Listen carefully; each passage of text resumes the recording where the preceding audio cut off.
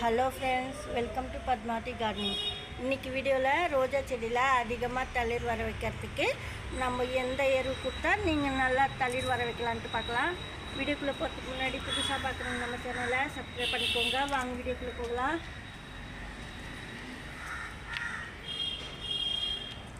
இப்போது நம்ம இந்த ரோஜா செடி வாங்கணும்.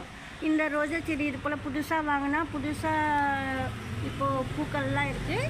ஏற்கனவே இருக்கிற பூக்கள்லாம் நீங்கள் கட் பண்ணி விடணும். அதே சமயத்தில் பாருங்கள், இந்த தொட்டியில் நம்ம வாங்கியிருக்கோம். இது போல் தொட்டியில் வந்தால் நீங்கள் பெரிய தொட்டிக்கு மாற்றணும். அதாவது எப்படி, இது கொஞ்சம் பெரிய தொட்டியில் தான் இருக்குது, 200ன்னு விற்கும். அந்த தொட்டி தான் இது. பெரிய தொட்டிக்கு மாற்றணும். நீங்கள் மாற்றுறதா இருந்தால், இல்லைன்னா இதே தொட்டியில் வைக்கலான்னா நீங்கள் இதே தொட்டியில் வச்சு மாட்டு சாணம், பச்சையாக மாட்டு சாணம் கிடச்சா நீங்கள் தண்ணியில் கலந்து ஊற்றலாம். அதாவது 1 லிட்டர் தண்ணிக்கு 1 ஸ்பூனு பச்சை சாணம் 3 டேஸ் ஊற வச்சுட்டு 1 லிட்டர் லிக்விட் ஃபெர்டிலைசருக்கு 2 லிட்டர் தண்ணி ஊற்றிட்டு நீங்கள் கொடுக்கலாம். ஆனால் நான் ஒரே 1 ஸ்பூன் பச்சை சாணி 1 லிட்டர் தண்ணிக்கு 1 ஸ்பூன் போடுறதுனால நீங்கள் அப்படியே கூட ஊற்றலாம். இல்லை 1 லிட்டர் தண்ணிக்கு 1 லிட்டர் லிக்விட் ஃபெர்டிலைசர் சேர்த்துட்டும் கொடுக்கலாம். 2 கிளாஸ் இருந்தால் பார்த்து கொடுக்கலாம். நீங்கள் நல்லா தளிர்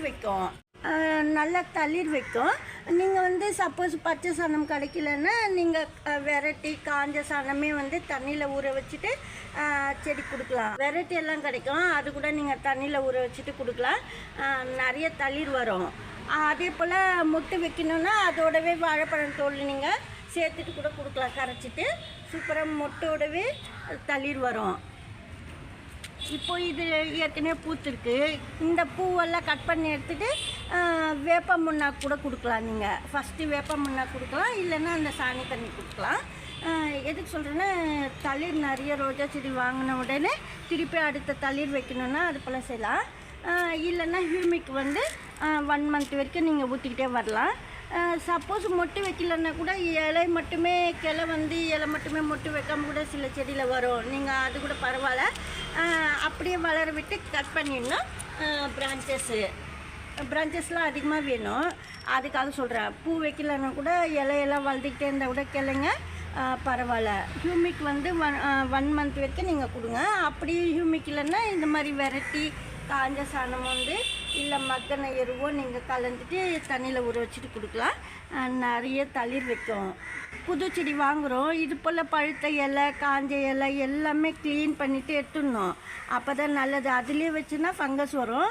அதுக்கு சொல்கிறேன் நான். இது போல் நம்ம க்ளீனாக எடுத்துகிட்டு பூத்த கிளை பாதி அளவுக்கு நீங்கள் கட் பண்ணோம். பாருங்கள், இப்போ இந்த இடத்துலேருந்து வருது, இங்கேருந்து பிரான்ச்சஸ் வருது, பாதி அளவு நீங்கள் கட் பண்ணணும். அப்போ தான் நல்லது. திக்கான பிரான்ச்சஸ் போடும். அது போல் நீங்கள் கட் பண்ணி வைக்கும்போது பிளான்ட்டில். அப்புறம் மேலுக்கு ஸ்ப்ரே பண்ணணும். கண்டிப்பாக வேப்ப இலை தண்ணியில் ஊற வச்சு மஞ்சத்தூள் சேர்த்து ஸ்ப்ரே பண்ணுங்கள். கூடவே இப்போ நீங்கள் மஞ்சத்தூள் வேப்ப இலை ஸ்ப்ரே பண்ணுறீங்க. 1 வீக் கழிச்சு ஆலோவேரா தண்ணியில் ஊற வச்சு அது ஸ்ப்ரே பண்ணலாம். மாற்றி நான் சொல்கிறேன். இப்போ நான் சொன்னதெல்லாம் ரோஜா செடிக்கு செஞ்சிங்கன்னா சிகப்பு தளிர் வரும்.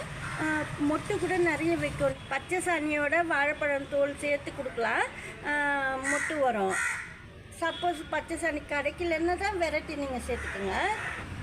பாருங்கள், இது தொட்டியில் ஏற்கனவே சாதம் குழம்பு அந்த மண் இது. அப்பப்போ உங்களுக்கு ஞாபகப்படுத்துகிறேன். அப்படி கூட கம்போஸ்ட் பண்ணலான்னு சொல்லிட்டு பழைய செம்மண் மணல் அதெல்லாம் எடுத்துகிட்டு நீங்கள் கொஞ்சமாக பழைய சாதம் குழம்பு அது போலலாம் இருந்தால் கலந்து வச்சுட்டு அப்படியே, அதாவது கம்போஸ்ட் மண் ரெடி பண்ணிவிட்டு சாமந்தி கன்று நம்ம நட்டோம். ரொம்ப குட்டி கன்று நட்டேன். இப்போ இவ்வளோ பெருசாயிடுச்சு.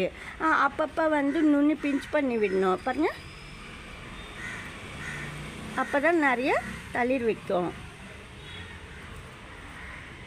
இது போல் சாமந்தி செடிக்கு நிறைய வீடியோஸ் பண்ணியிருக்கேன். நீங்கள் சாமந்தி செடி சப்போஸ் சரியாக வரலன்னா பாருங்கள், சூப்பராக வளரும் சாமந்தி செடி. வெங்காயம் தோல் தண்ணி தான் ஊற்றணும் சாமந்தி செடிக்கு.